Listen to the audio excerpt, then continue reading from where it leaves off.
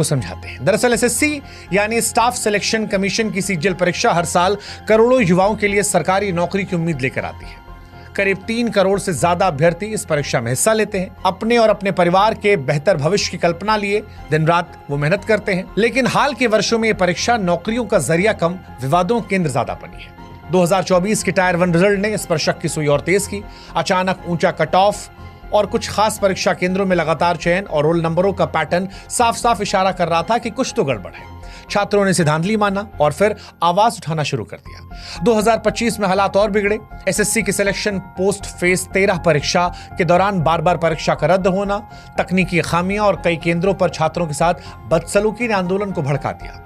हजारों अभ्यर्थियों और शिक्षक दिल्ली चलो आंदोलन के तहत दिल्ली के जंतर मंतर और कई और इलाकों पर प्रदर्शन करने पहुंचे, न्याय की मांग कर रहे थे। लेकिन इस न्याय की मांग के बीच में इन्हें लाठियां, गिरफ्तारी और इनके गुरुओं की पिटाई को देखना पड़ा। जो शिक्षक अपने छात्रों को देश के निर्माण की राह दिखा रहे थे, आज लहूलुहान थे।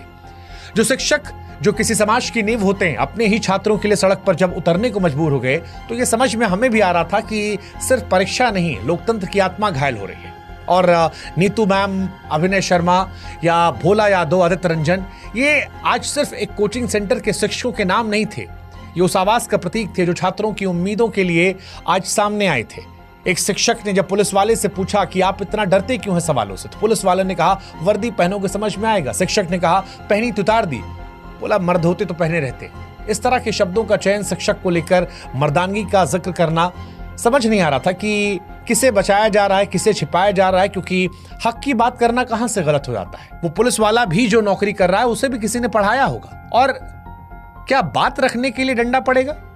शिक्षकों का यह आरोप था कि एसएससी ने जिस एडुकेटी नामक कंपनी को परीक्षा आयोजन की जिम्मेदारी दी, वो पहले से ही तकनीकी खामियां और गड़बड़ियों के आरोप से घिरी है। फिर भी बार बार उसी कंपनी को जिम्मेदारी देना क्या महज लापरवाही है या कुछ और गहरा?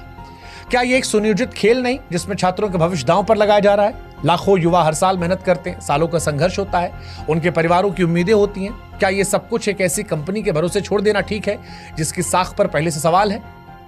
अभ्यर्थी कई मांग कर रहे हैं। एसएससी सीजीएल अभ्यर्थियों ने अपनी मांगों को स्पष्ट किया। ये मांगे न केवल उनके हक की लड़ाई थी, बल्कि एक पारदर्शी और निष्पक्ष व्यवस्था की स्थापना की तरफ इशारा कर रही थी। पहली मांग थी एडुकेटी पर प्रतिबंध। इस कंपनी की तकनीकी अक्षमता और संदिग्ध भूमि के चलते छात्र कह रहे हैं कि इसे परीक्षा आयोजन से हटाया जाए। दूसरा, परीक्षा और परिणाम की तारीखें तय हो। यूपीएससी की तरह वो भी कह रहे हैं कि एसएससी भी एक निश्चित कैलेंडर जारी करे जिसमें परीक्षा और परिणाम की तारीखें शामिल हो। तीसरा, पारदर्शी नॉर्मलाइजेशन प्रक्रिया। नॉर्मलाइजेशन की प्रक्रिया में पारदर्शिता हो ताकि अभ्यर्थी को शक न रहे। चौथा, परीक्षा का उत्तर उचित हो। प्रश्न पत्र